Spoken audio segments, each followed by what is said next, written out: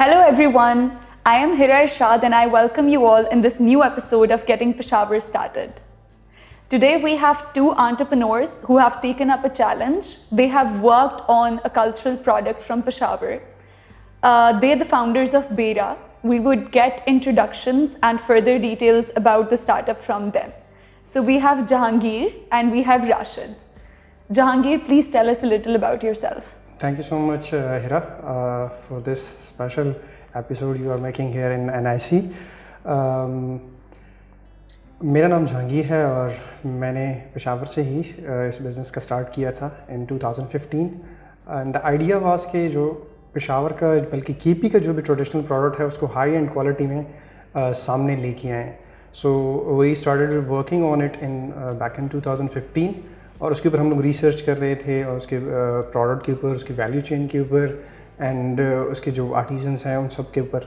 And then 2 साल की proper research के बाद 2017 में 15 जनवरी को हमने लॉन्च किया एंड तकरीबन कोई 1.5 साल होने वाला है and it's going very well अल्हम्दुलिल्लाह.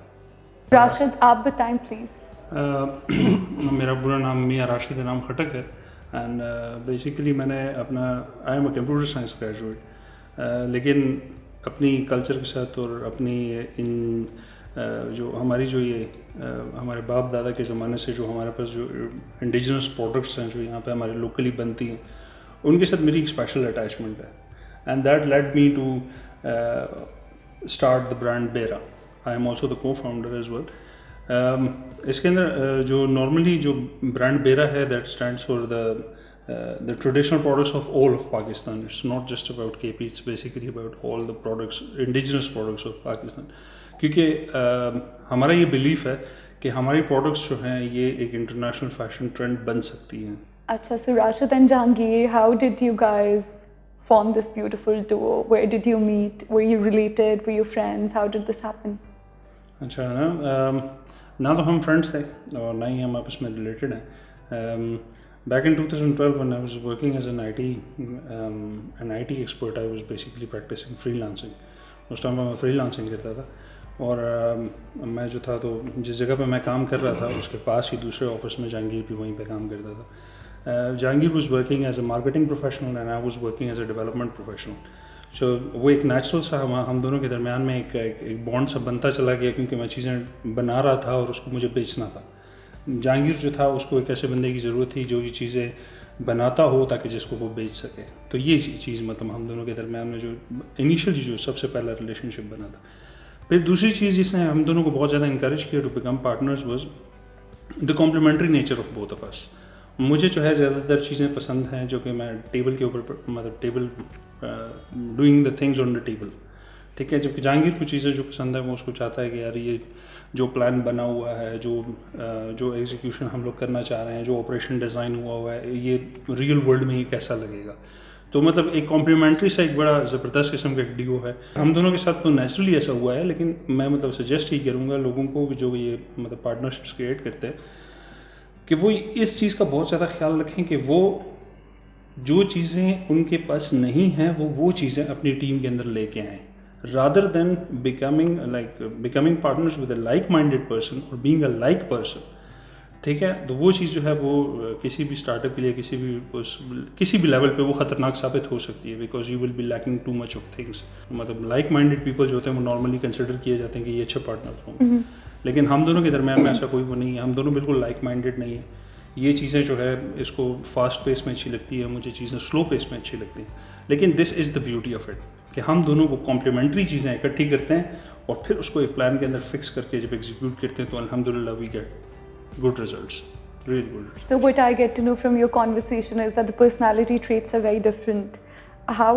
Are there ever some personality clashes as well? How do you guys come over that? किस तरह get over करते हैं? हाँ हैं, पर्सनालिटी क्लैशेस हैं. पर्सनालिटी क्लैशेस भी हैं, पर्सनालिटी ट्रेट्स के इश्यूज़ भी हैं, लड़ाइयाँ भी होती हैं, बहुत सब कुछ होता है. लेकिन एक चीज़ जिसको हम लोग बहुत ज़्यादा मतलब वो करते हैं, बार बार उसको रिवाइज़ करते हैं, बार बार उसको रिव्यू करते हैं, वो हमारा विज़न है और हमारा मिशन है. ठीक है. हम दोनों का विज़न और मिशन जो है वो बिल्कुल सेम है.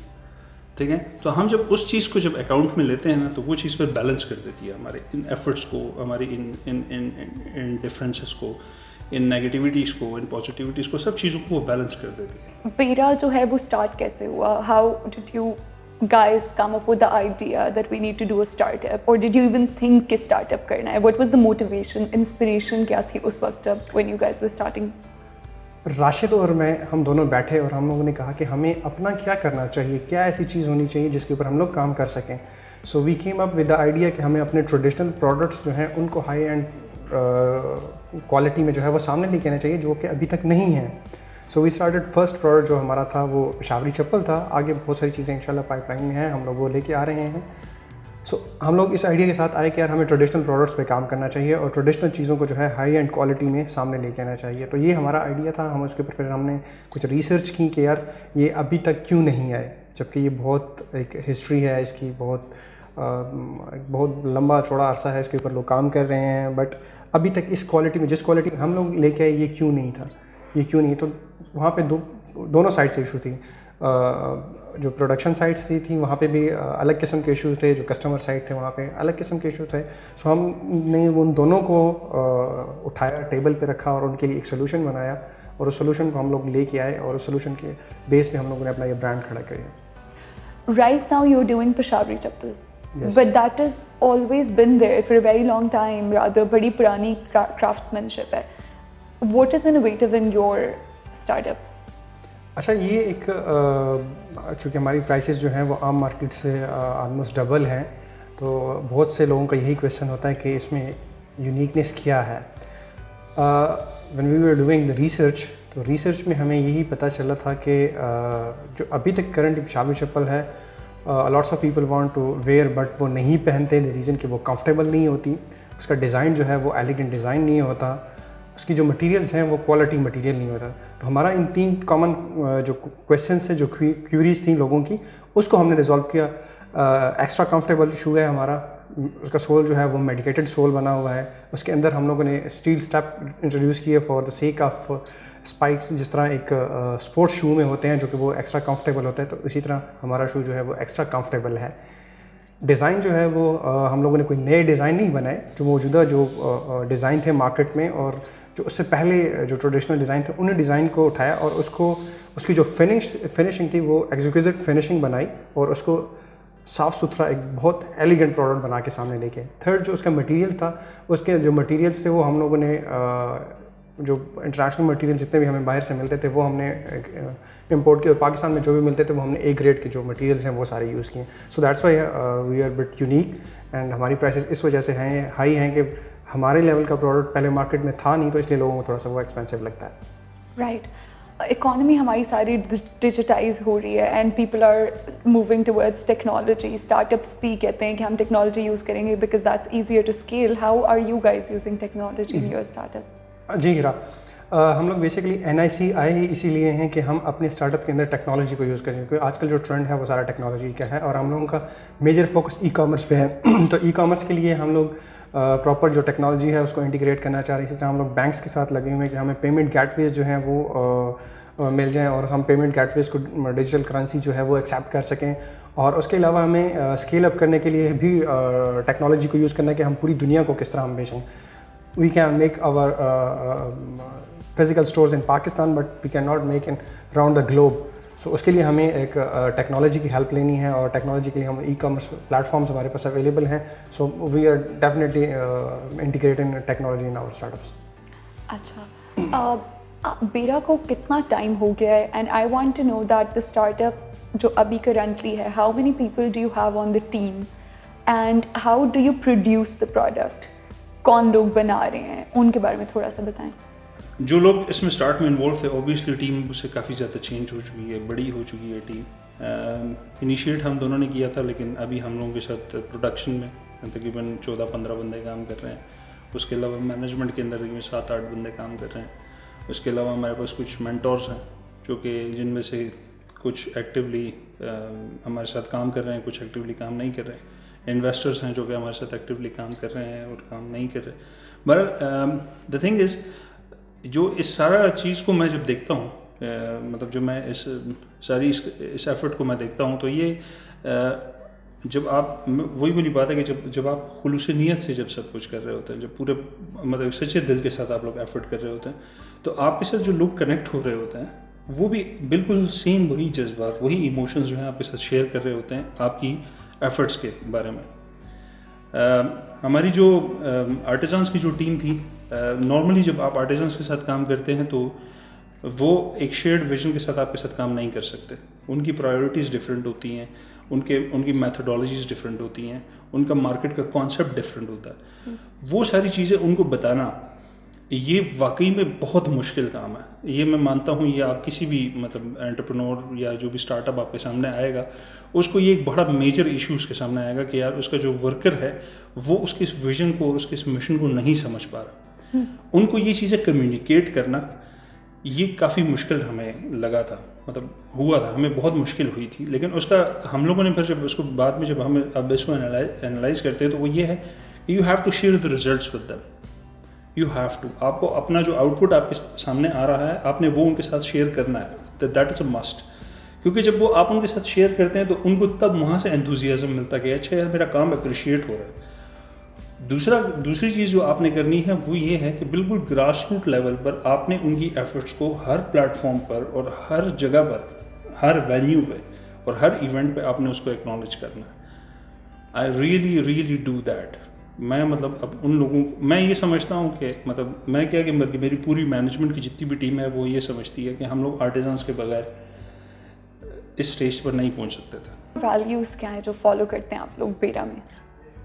बेरा की कोर वैल्यूज़ मतलब जो नॉर्मली मतलब वैसे तो मतलब काफ़ी बहुत बड़ा एक वैल्यू सेट है हमारा, लेकिन जो मेजर जो कोर वैल्यूज़ हैं वो 3 हैं। First one is delivery.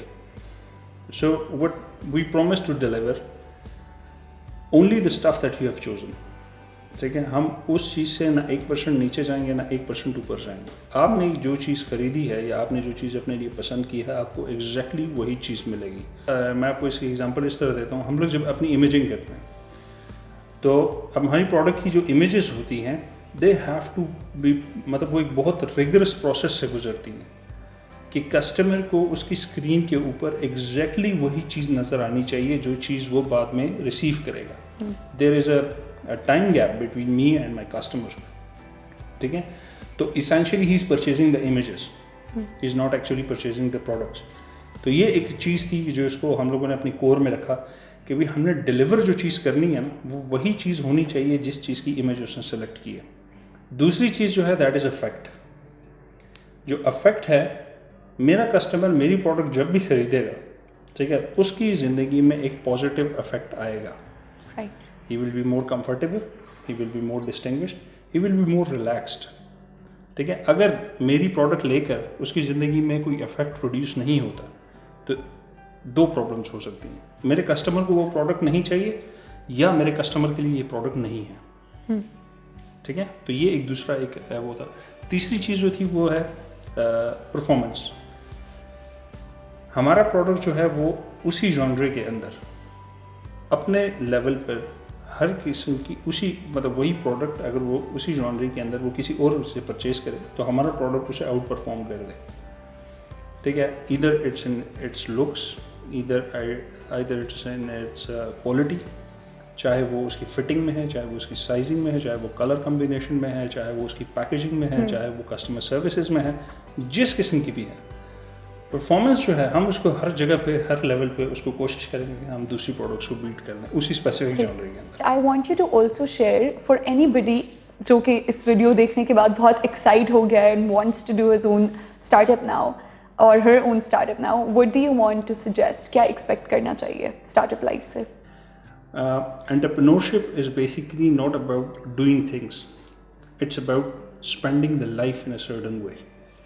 ठीक है, ये एक लाइफ स्टाइल है। In that lifestyle you have to make choices to work with that lifestyle. So essentially it is you know you have to choose among the most difficult things of all. एक entrepreneur जो होता है ना वो एक ऐसे problem का solution लेके आ रहा होता है मार्केट के अंदर कि उससे पहले वो उसको किसी ने एड्रेस नहीं किया होता।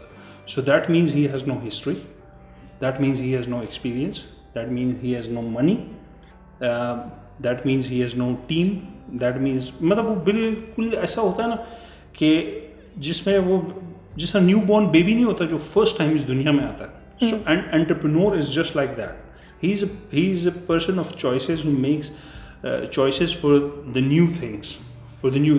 तो इसके अंदर जो सबसे जो बड़ी बात है वो ये है, जो चैलेंजेस के अंदर जो सबसे बड़ी बात है वो ये है कि कोई भी ऐसा आइडिया जो कि आपको रात को सारी रात आपको जगा नहीं सकता, उस आइडिया पर आपने काम भी नहीं करना. You have to be very very cautious about that. वो आइडिया जो कि आपको सारी रात जगा देता है और सारी रात आपको जगाए रखता है ताकि आप काम करें और उस आइडिया को उस वर्ल्ड के अंदर लेके आएँ, ठीक है, तो that idea is worth to work on. तो दिस इज़ माई मैसेज कि भाई ये एक लाइफ स्टाइल चॉइस है. आपको प्रॉब्लम्स आएंगी, you will face troubles, you will face challenges, and this is what you choose to be, मतलब this is what we choose to be. Thank you very much, Jahangir. Thank You're you, welcome. Rashid. You're welcome. Thank you, viewers. I hope that these episodes help you to learn the things that you cannot find in books, and I hope that it will motivate you to come up with new ideas. Please tell us in the comment section that who would you like to be interviewed next. Stay tuned. Thank you.